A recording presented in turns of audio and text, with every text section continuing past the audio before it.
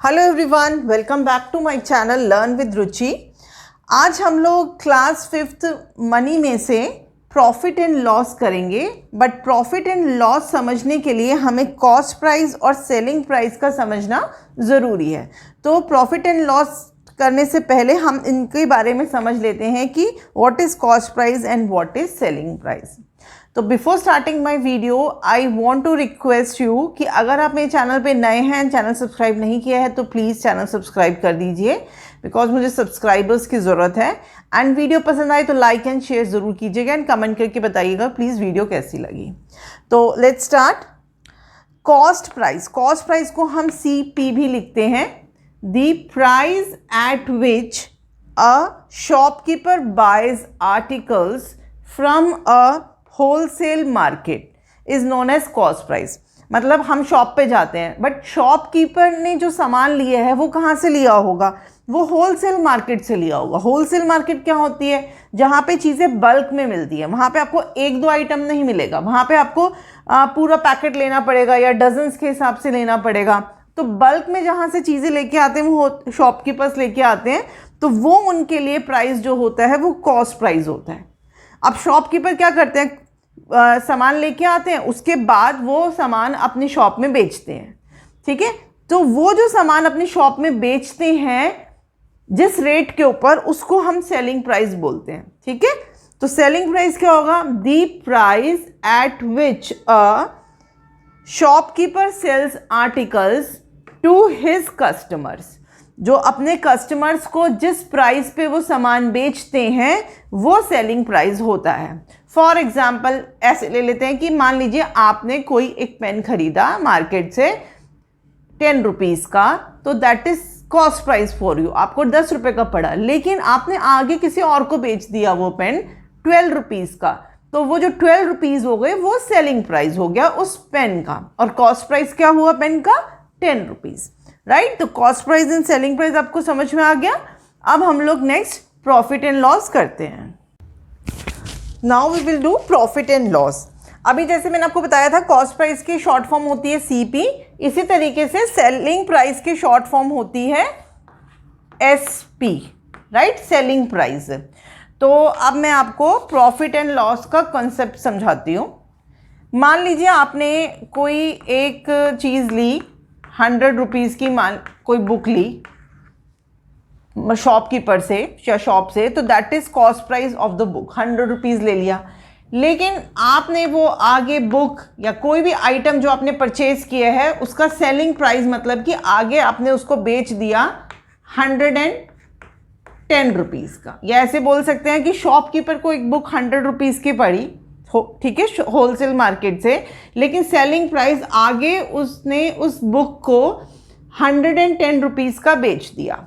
अब देखिए उसको 100 का पड़ा लेकिन उसने 110 रुपीज़ का बेचा, इट मीन्स उसको प्रॉफिट हुआ। तो प्रॉफिट क्या होता है? मुनाफा, कि उसको फ़ायदा हुआ। तो जो फ़ायदा है, मुनाफा है, उसे ही हम प्रॉफिट कहते हैं। तो कॉस्ट प्राइस 100 है और सेलिंग प्राइस 110 है।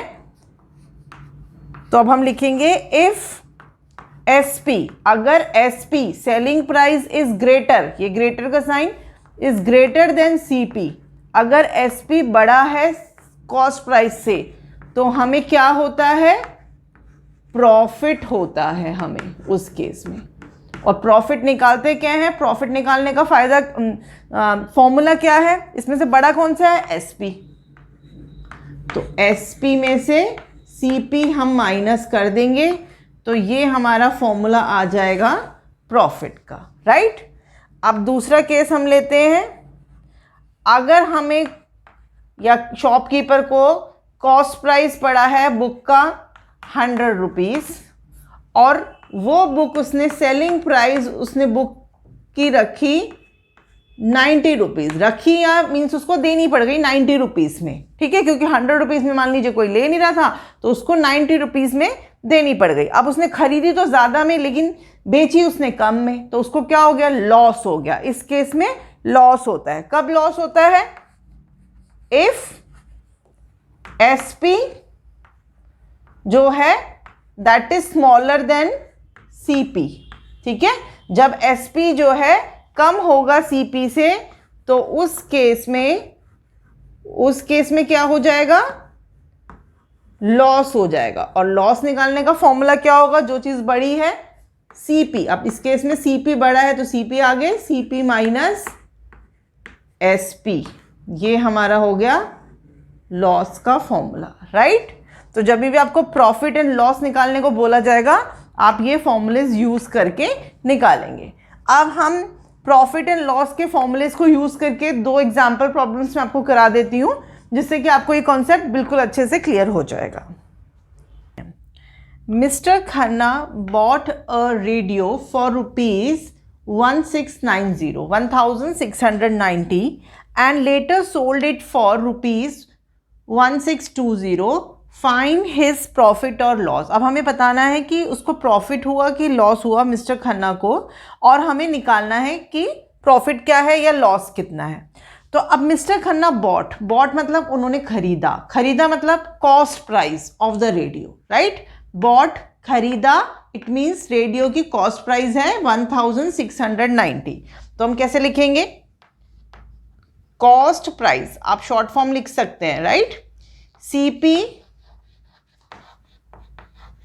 ऑफ द रेडियो कितना हुआ, CP of the radio ₹1690, right.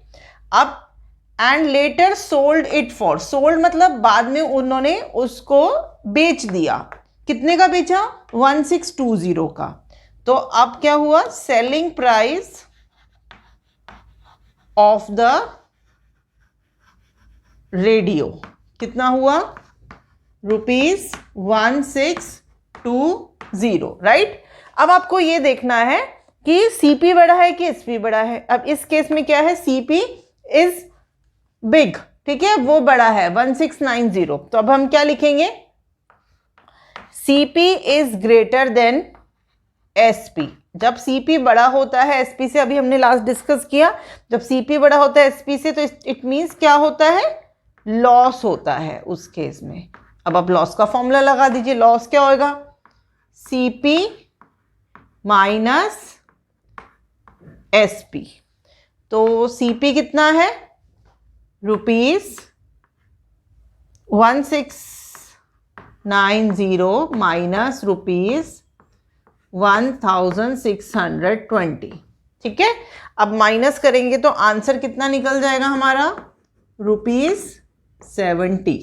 इसको बॉक्स में डाल दीजिए सो दैट आपका आंसर क्लियरली नजर आ जाए, राइट। दिस इज रुपीज लगाना जरूरी है। अगर आप रुपीज नहीं लगाएंगे मनी के चैप्टर में तो आपके हाफ ऑफ मार्क्स हर जगह कट हो जाएंगे, राइट। तो ये इस तरीके से आपको सम करना है। होप आप लोगों को समझ में आ गया होगा। अब एक सम हम लोग और कर लेते हैं इसके ऊपर, सो दैट आपको और ज़्यादा अच्छे से क्लियर हो। Now the second question is, Anand bought a table for ₹740 and paid ₹150 as transportation charges. आनंद ने एक टेबल खरीदी मीन्स कॉस्ट प्राइस जो टेबल का है दैट इज 740। अब टेबल लाने के लिए उसको ट्रांसपोर्टेशन चार्जेस भी देने पड़ेंगे, जिस भी गाड़ी में वो लेके आएगा। तो उसके लिए ट्रांसपोर्टेशन चार्जेस आनंद ने दिए ₹150, क्योंकि टेबल तो हम हाथ में लेके आ नहीं सकते हैं, ठीक है। ही सोल्ड इट फॉर ₹1000, बाद में उसने उस टेबल को ₹1000 का बेच दिया। अब हमें ये फाइंड आउट करना है कि did he earn a profit, क्या उसको प्रॉफिट हुआ, और सफर अ लॉस, या उसको लॉस हुआ, राइट। तो अब हम इसको कैसे करेंगे, सबसे पहले लिखेंगे हम cost price CP of table. कितना है टेबल की कॉस्ट प्राइस, ₹740। अब टेबल लाने के लिए हमें ट्रांसपोर्टेशन चार्जेस भी देने पड़े, तो अब हम लिखेंगे ट्रांसपोर्टेशन कॉस्ट। ट्रांसपोर्टेशन कॉस्ट कितनी देनी पड़ी, ट्रांसपोर्टेशन कॉस्ट ₹150, राइट।